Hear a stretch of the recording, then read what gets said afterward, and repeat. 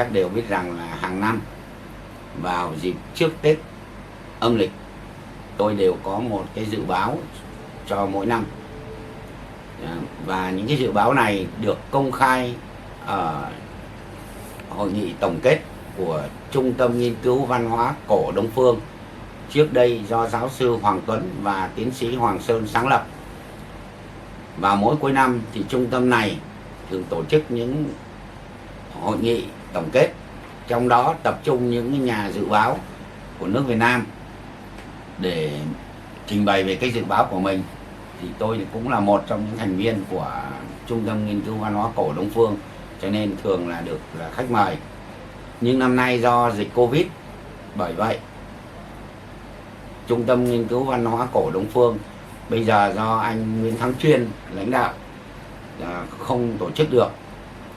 Nhưng tôi vẫn có cái lời tiên tri và phần công bố tiếng Việt theo đúng truyền thống tôi đã công bố trên Facebook của tôi, trên trang web của tôi là Thiên Sứ Lạc Việt về năm 2022. Trong cái lời tiên tri này, trong cái lời tiên tri của năm nay thì tôi có đề cập đến rất nhiều vấn đề mà có thể nói có một trường hợp đặc biệt là riêng năm nay tôi đã có những cái tiên tri cơ bản cho năm 2022, tức là năm Nhâm Dần theo Việt lịch. Ngay từ đầu năm 2021 là năm nay nền kinh tế thế giới sẽ gặp rất nhiều khó khăn, mà tôi dùng một cái hình ảnh là không còn gì để rách. Một trong những vấn đề tôi đề cập đến đó là sẽ có chiến tranh. Tuy nhiên tôi không nói rõ chiến tranh từ đâu và do nguyên nhân nào. Về mặt kinh tế thì như tôi đã trình bày với quý vị và anh chị em rằng là những cái gọi là suy thoái về kinh tế nó sẽ trở nên càng ngày càng trầm trọng, đến mức độ mà cái cuộc sống không những là của một quốc gia mà một dân tộc, mà còn cả đến từng cá nhân, những doanh nghiệp đều bị sụp đổ. Nói chữ sụp đổ thì nó hơi nặng, nhưng mà nó có thể nói là bị suy thoái nặng nề. Nạn đói, dịch dã, rồi trộm cướp, rồi những cái tai nạn như là rớt máy bay, lật tàu lửa, chìm thuyền, vân vân xảy ra. Trộm cướp cũng tăng theo trên khắp thế giới này. Nói tóm lại, chúng ta sẽ nhận thấy một cái thế giới bị khủng hoảng. Thì quý vị có thể tham khảo cái lời tiên tri đó qua cái dòng chữ trên màn hình dưới đây.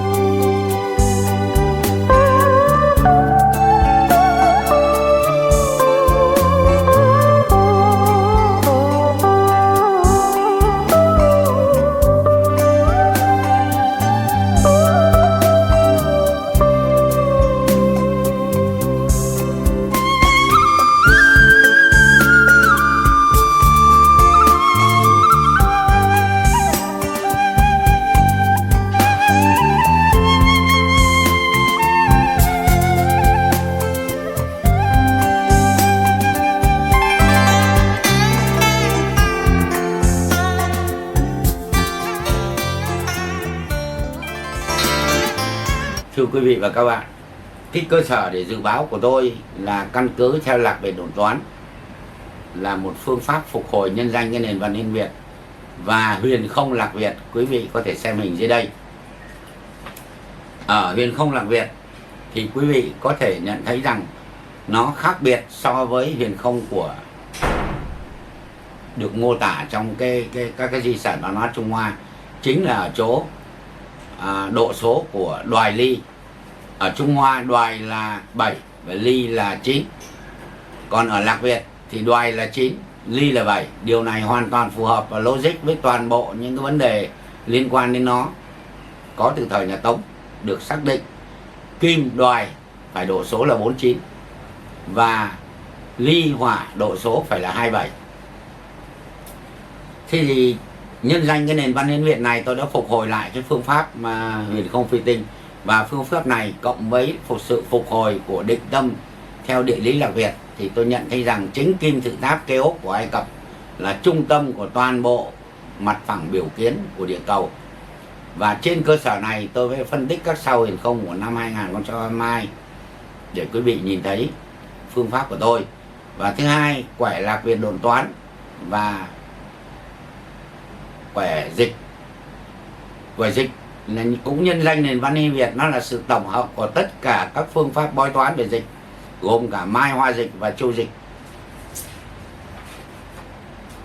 Thế thì trên cơ sở này tôi đã có lời tiên tri nói, đã trình bày với quý vị. Nhưng có một vấn đề nổi cộm hiện nay mà tôi đã tiên tri nói chung là năm nay sẽ có chiến tranh, như tôi trình bày ở phần trên. Và cuộc chiến tranh đã xảy ra, đó là giữa Nga và Ukraine.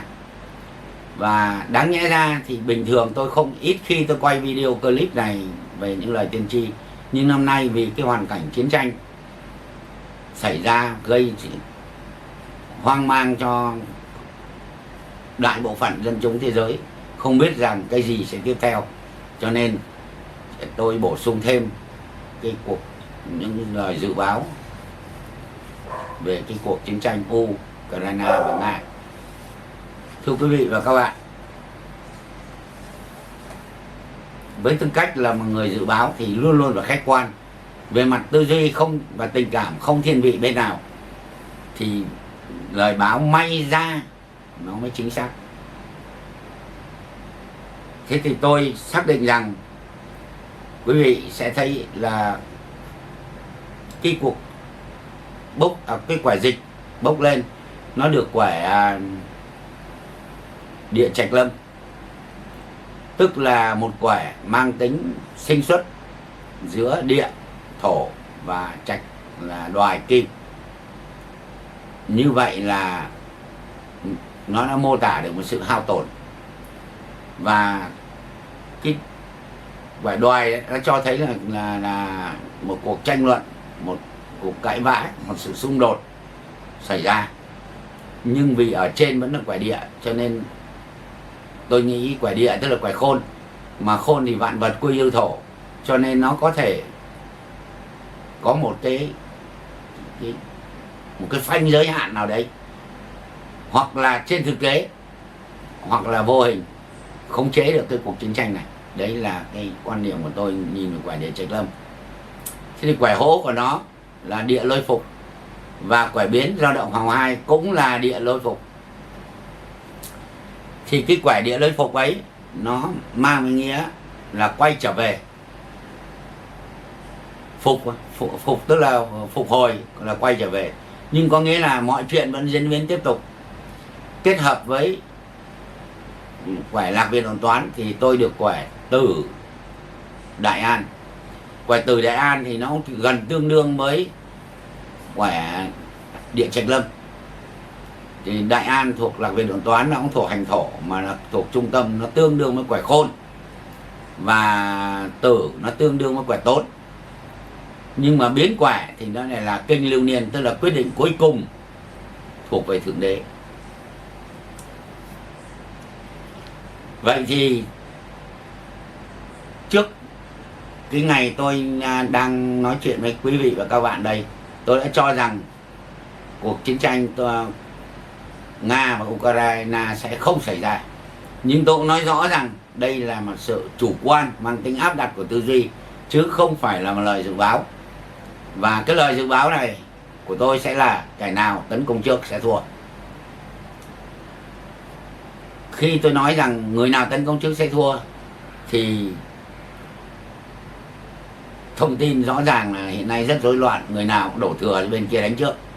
Bên này chỉ là nếu có đánh nhau tấn công chỉ là tự vệ, mà thông tin thì không thể nào tin được, là bây giờ nó cũng gần gọi là cái tin giả nó quá nhiều. Bởi vậy tôi chỉ tin vào khả năng của tôi thôi. Thì theo cái quẻ bói này thì tôi dự định rằng là đúng ngày mai là chiến tranh phải chấm dứt. Mà đây cũng không phải là nó là một dự ngôn. Tức là nếu không chấm dứt thì tôi đoán sai. Mà hôm nay là chỉ còn có một ngày nữa, và là cái ngày tôi đang quay cái bộ phim này trình bày với quý vị. Và tôi đã nói trước rằng nếu mà tôi đoán sai thì cái thế giới này hãy cẩn thận. Bởi vì cái quẻ tôi vừa mới dự báo là quyết định sẽ thuộc về Thượng Đế. Kinh tức là ông vua, nó vừa có nghĩa là kinh sợ là giật gân là sợ hãi, vừa có nghĩa là ông vua. Lưu niên tức là vị vua vĩnh cửu, lưu là giữ lại, niên là 5 tháng. Một cái sức mạnh mà vĩnh cửu chỉ có thể giải thích đó là do Thượng Đế quyết định. Bởi vậy tôi cảnh báo rằng nếu tôi đoán sai, tức là họ không thể đàm phán được, thì sẽ dẫn đến những cái nguy hiểm không thể lường trước được. Do đó cho nên hai cái quẻ đầu là như tôi vừa trình bày là địa Trạch Lâm và biến quẻ là địa Lôi Phục, là nó mô tả một cái thế lực, cũng có thể là thế lực của con người và cũng có thể là thế lực của siêu nhiên của vũ trụ. Nó sẽ gây tác động cho ảnh hưởng thực ra nói nôm na là đứng đằng sau cái vụ chiến này, nó sẽ điều khiển được cuộc chiến. Nó cần lúc nào nó sẽ chấm dứt lúc đó, cần kéo dài nó sẽ kéo dài. Vậy thì quẻ kinh lưu niên là quẻ độn, gọi là về độn toán, nó tương đương với cái quẻ dục bên bốc dịch. Thì quẻ này nếu mê tín dị đoan một chút thì con người chỉ có cách cầu nguyện thôi, nếu mê tín. Còn nếu mà mô tả trên cái thực tế diễn biến mà con người có thể nhận thức được, thì cuộc chiến sẽ phải có một trận khốc liệt mới có thể kết thúc.